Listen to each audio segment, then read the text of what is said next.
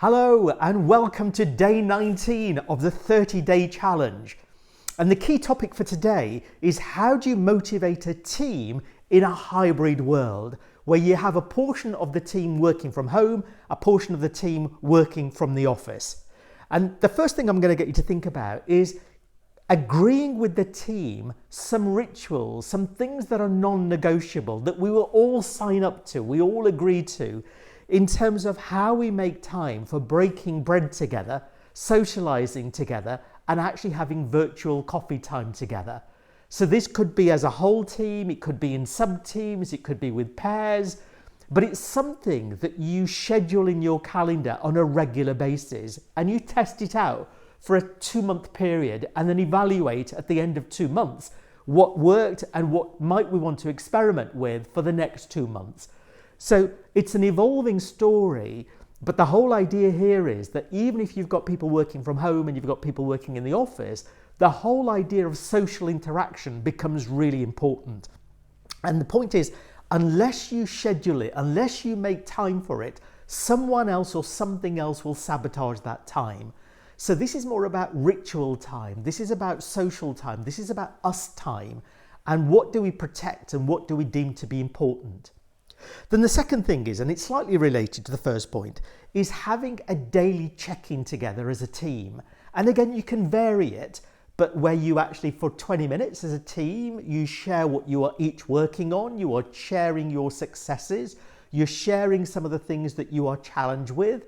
You could even take people into breakout rooms and you give them time in the breakout rooms to talk about something that's upcoming, something that's on their mind, some challenge that they need to resolve. But the point is that these are not left to chance, but you actually have a time scheduled in your calendar where everybody checks in as a team. And as I say, you have the opportunity to flexing that on a daily basis or on a weekly basis in terms of how much time we spend together as a whole team and how much time we actually spend out in breakout rooms and how much time we spend in pairs.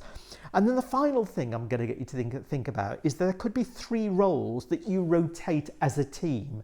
So it's not your responsibility as a leader or as a manager, but you ask for volunteers each week who will take on the role of social secretary. And the role of the social secretary is to organise some team activity. It could be a quiz, it could be a meal out, it could be anything that gets the team together. You've also got a cheerleader, and the role of the cheerleader is to catch people doing things right. Small wins, small successes, giving each other feedback on who has gone above and beyond. But the point is that it's the team doing that on their behalf for each other rather than your role as a leader. Now, clearly as a leader, you could be doing that too, but I'm saying it shouldn't be your sole responsibility. And equally, rotating the role of a chief learning officer. So as a team, what can we learn from each other? Who's got some expertise that they could willingly and openly impart and share? And it doesn't need to be a half-day session. It could even be a 90-minute session, a 60-minute session, a 30-minute session. But regular moments where the team are sharing their wisdom, their expertise, and they're learning with each other. And the chances are that if you can do these 3 things on a regular basis, you will be motivating a team working in this hybrid world. So drop me a note. Let me know which one of these particularly connected with you.